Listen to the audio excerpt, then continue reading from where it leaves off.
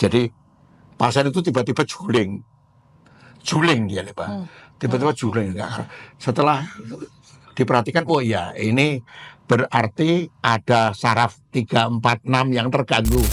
Kalau seorang dokter itu ditanya mengenai anatomi, yang dia ingat itu selalu mayat dan formalin. Ya.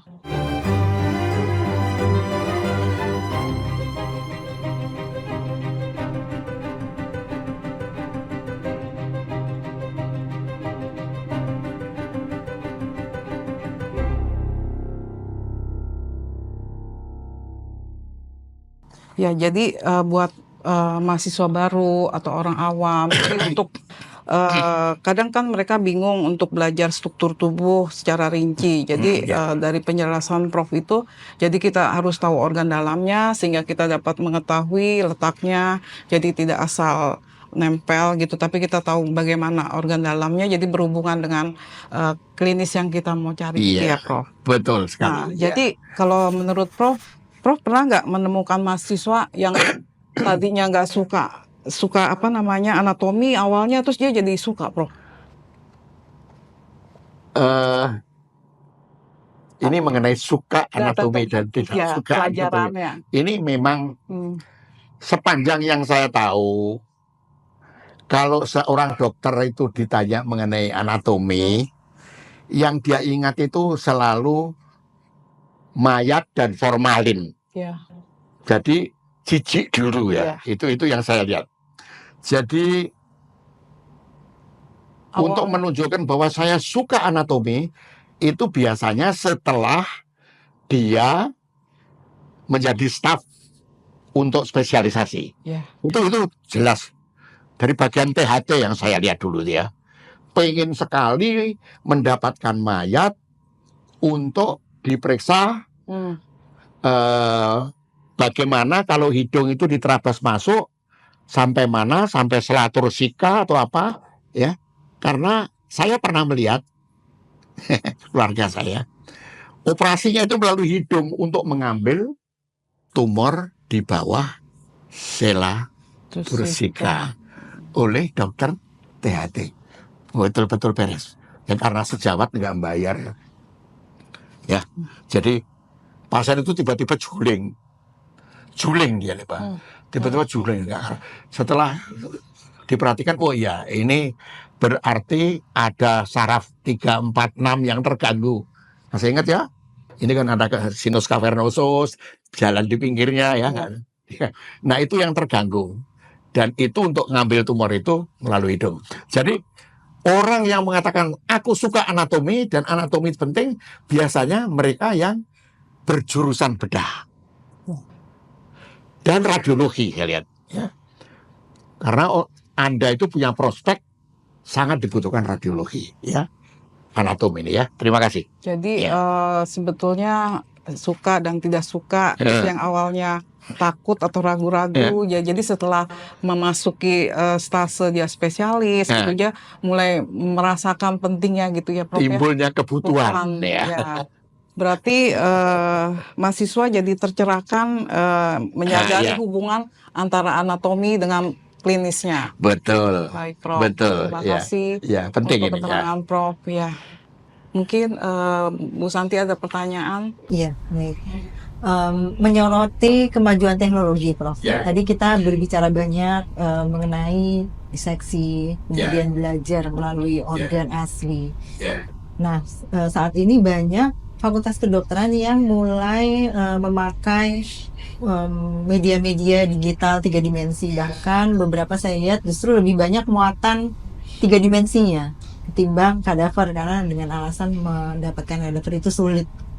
Beberapa mungkin kadaver digantikan dengan plastinasi, tapi juga mereka mulai mengintroduce digital 3 dimensi dan sejenisnya. Nah, pertanyaannya adalah apakah pengalaman dengan 3 dimensi ini dapat menggantikan belajar dengan pengalaman kadaver, Prof? Tidak 100%, ya, tidak 100%. Jadi apa ya? Kalau dia itu seorang yang akan melakukan tindakan operasi, dia memang perlu belajar lebih dulu dengan 3D. Tetapi setelah itu, sebelum dia melakukan operasi, dia harus mengecek kembali pada mayat. Karena yang dia hadapi nanti fisiknya adalah orang. Ya, mayat dengan orang mirip gitu ya. Sehingga menurut saya, apa yang akan terjadi kalau dokter Indonesia tidak melakukan praktek anatomi di ruang anatomi, padahal dia melakukan pembedahan, akan terjadi banyak sekali malpraktek. Memotong ini, memotong itu, ya. Kemudian melakukan juga episiotomi, tahu episiotomi? Episiotomi itu proses untuk memperlancar persalinan pada ibu-ibu yang primipara, ya, yaitu dengan menggunting dinding pelvis kalau sudah tipis.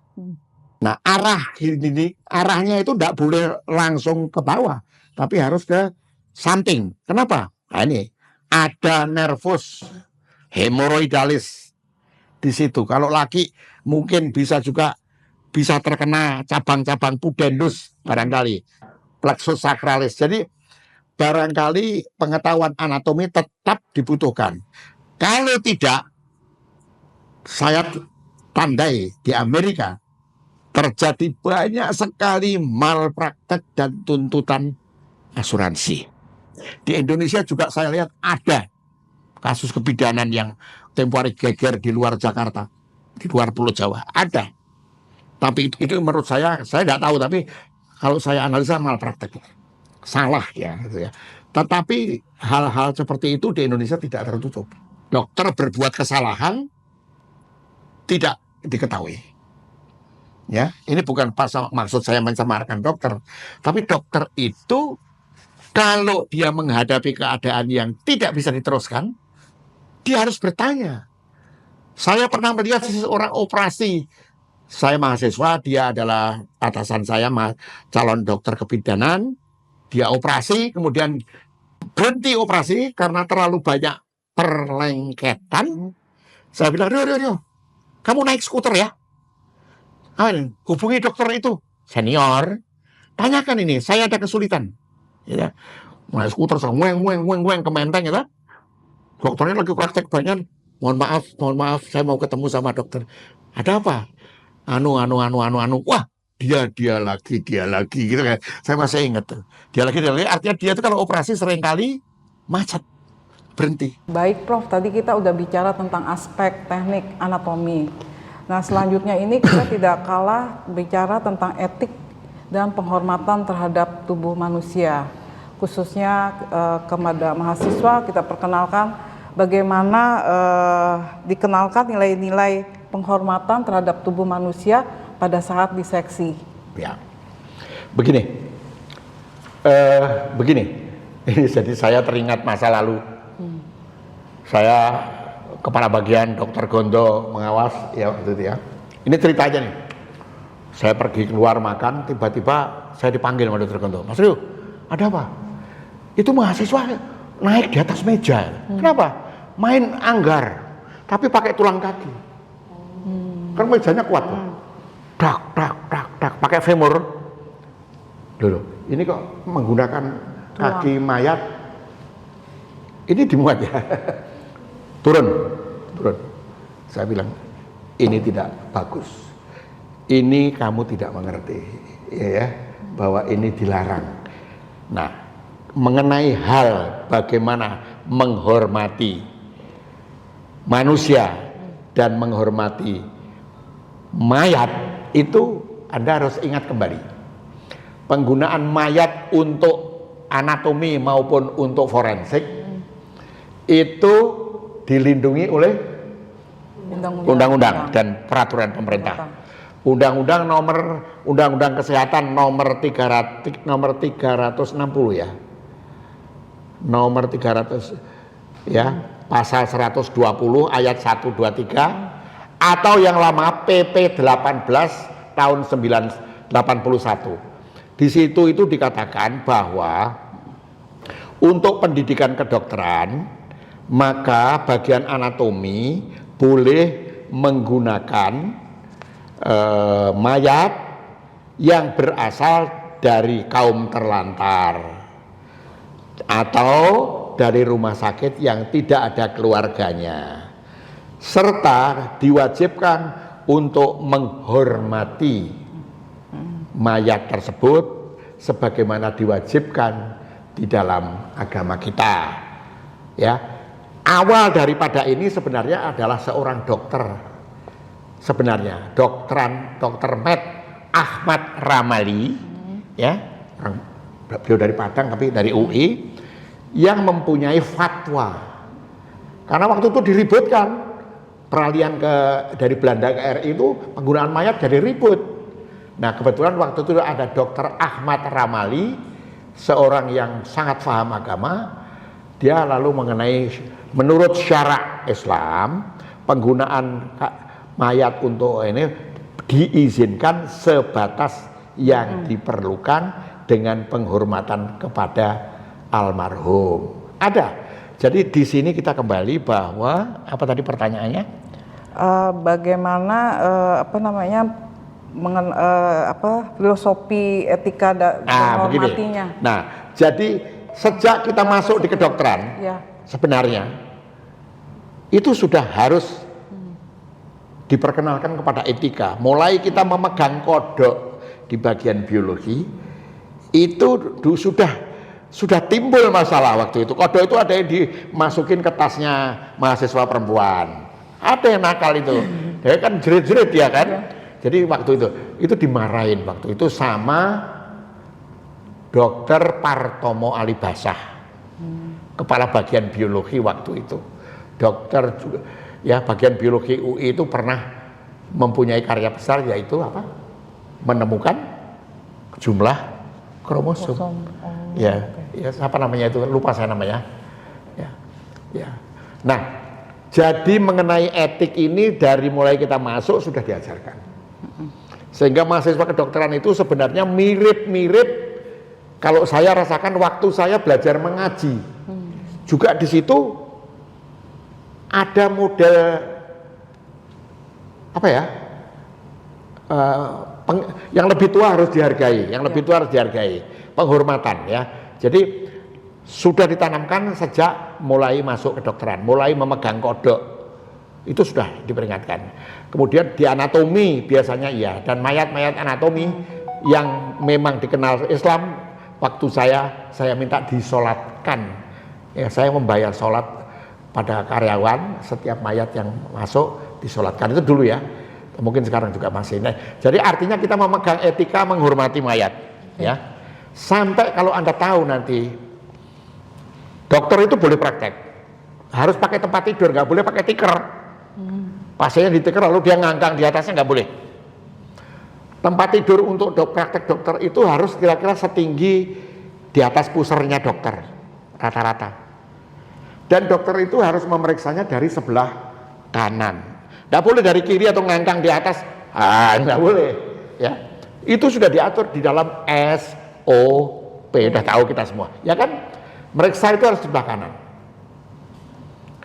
Tensi juga kebanyakan kita lakukan sebelah kanan karena nilai-nilai kebanyakan dari situ. Nah, setelah masuk di bagian yang paling rawan pelanggaran etik adalah kebidanan. Ya, itu juga tegas karena waktu itu ada Profesor Ratna Suprapti Samil, keras beliau ya, keras tapi benar. Jadi di situ ditekankan bagaimana menghandle ibu-ibu, ya.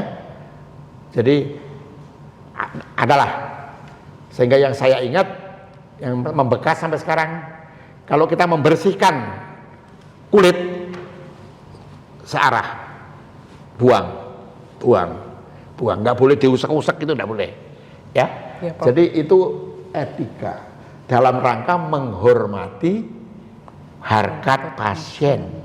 Baik, Prof. Ya, itu sudah diajarkan. Nah, dosen semua juga harus paham sehingga di setiap lini mahasiswa kita bisa menegur. Ya, itu. Terima kasih.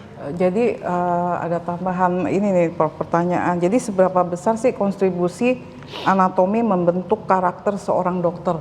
Dari sisi empatinya, ketelitiannya, hingga rasa hormat terhadap tubuh manusia. Iya, iya. Jadi mungkin karena sifat praktikumnya yang begitu menggetarkan, yaitu menghadapi mayat, menghadapi bau formalin, maka di anatomi itu tidak bisa dilupakan.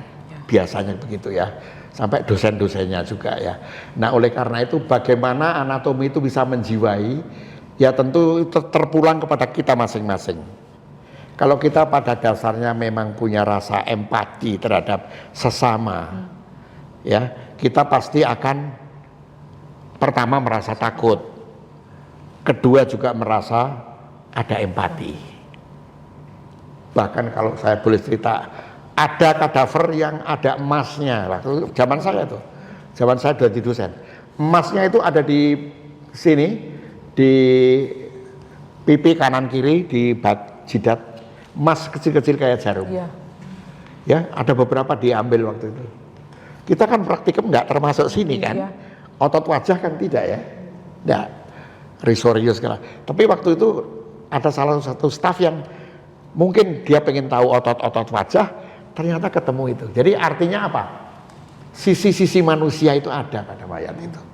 Manusia yang ingin cantik, manusia yang ingin disayang, dengan menanamkan emas di dalam mukanya, itu ada. Dan saya lihat, betul-betul ada. Ya, jadi kalau tadi pertanyaannya adalah, apakah anatomi punya peran besar di dalam mengingatkan manusia bahwa dirinya itu ya seperti dia, ya? Itu saya rasa ya, dibandingkan dengan mungkin ya di tempat lain belajar yang lain lah gitu ya. Ya, tapi kalau nanti sudah masuk ke dalam klinik ya, dia langsung berhadapan dengan manusia dan itu menambah cintanya kepada manusia. Terima kasih. 10 miliar itu ya, sehingga apa yang ada di alam semesta ini sama dengan apa yang ada di otak kita. Itu saya masuk ke dunia yang disebut quantum mekanik. Dalam rangka anatomi saya siap. Di seluruh Indonesia. Tidak usah dibayar.